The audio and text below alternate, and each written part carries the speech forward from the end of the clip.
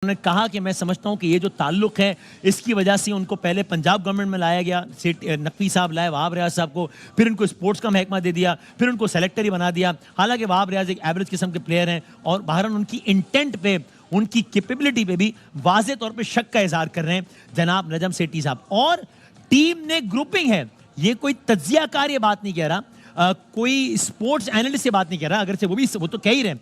बासित भाई ने कहा कि जनाब हमें बॉडी लैंग्वेज टीम की देख के पता लग रहा है कि all is not well in the team. और बासित भाई कल की हार की बात नहीं कर रहे, उससे पहले से बात कर रहे हैं कि नजर आ रहा है कि टीम एक नहीं है।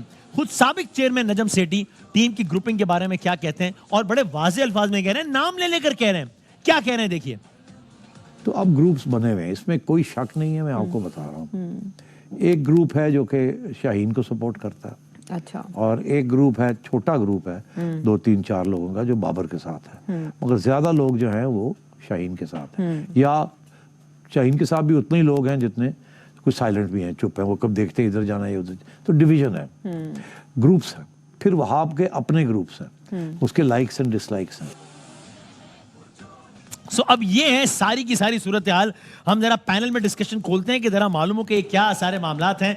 बासित भाई, काफरम भाई, हाशमी साहब हमारे साथ मौजूद हैं, शुएब जट भी हमारे साथ मौजूद हैं वाया स्काइप। बहुत शुक्रिया। बस चलें क्विकली, पहले शुएब, ये आप बहुत अरसे से बात कर रहे हैं ग्रुपिंग की, जब नजम सेठी साहब भी जब ये बात कर रहे होते हैं तो जाहिर हम एक्सपेक्ट करते हैं कि फिर वो सिर्फ उनका तज्ज़िया नहीं होगा, उनकी मालूमात भी होगी, वो हेल्म ऑफ अफेयर्स पे रहे हैं, बहुत कुछ देखा भी होगा उन्होंने, इनसाइट भी होगी। आप इसी तर्ज की ग्रुपिंग की बात कर रहे हैं जिसका सेठी साहब ने, तो आप तो जरा छुपे अल्फाज में कभी बता रहे होते थे, कभी खुल के। सेठी साहब ने तो नाम लेके ही कह दिया कि जनाब एक सेट ऑफ प्लेयर है जो शाहीन के साथ है, एक सेट ऑफ प्लेयर है जो बाबर के साथ है, एक सेट ऑफ प्लेयर जो खामोश है किस तरफ जाना है। ये आप भी इसी टाइप की बात कर रहे होते थे।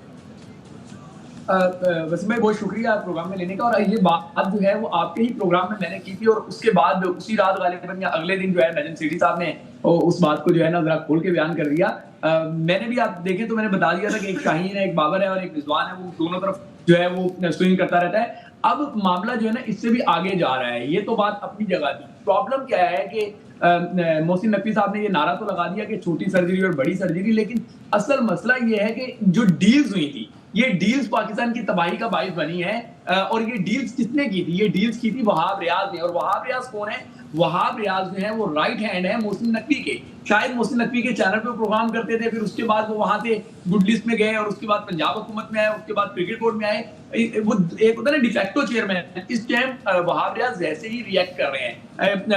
इमाद वसीम पे डील वहाब रियाज ने करवाई। बाबर आजम की ये सारी डील जो हुई है कि उनको क्या इख्तियार देने हैं, कैसे करना है, क्या करना है, ये सब वहाब रियाज ने करवाया। उसके बाद जो है वो और भी बाकी चीजों में वहाब रियाज का इंफ्लुएंस बहुत ज्यादा है। सिलेक्शन कमेटी आपकी डमी है, मैनेजमेंट आपकी डमी है। आप बताएं ना कौन सा मैनेजर जो है वो पॉइंट चीजें नोट कर रहा होता है, कापियों पे लिख रहा होता है? ये तो कोचिज का काम है। और इसी तरीके से खिलाड़ियों के डिनर्स की अप्रूवल भी उन्होंने ही दिया।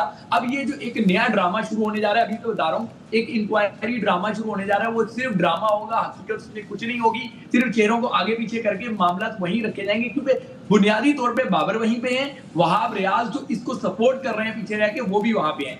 इसके अलावा एक खौफनाक बात बता दूं कि बहुत सारी चीजें ये हो रही हैं और आने वाले दिनों में आपको इसके जो है वो गूंज सुनाई देगी कि कैसे पहले तो कभी ऐसा नहीं होता था खिलाड़ियों का पूरा पूरा कुंबा पहुंच जाए। खिलाड़ियों की फैमिली इमीडिएट फैमिली कहलाती थी कि उनकी जो है ना फैमिलीज यानी कि वाइफ बच्चे वो चले जाए।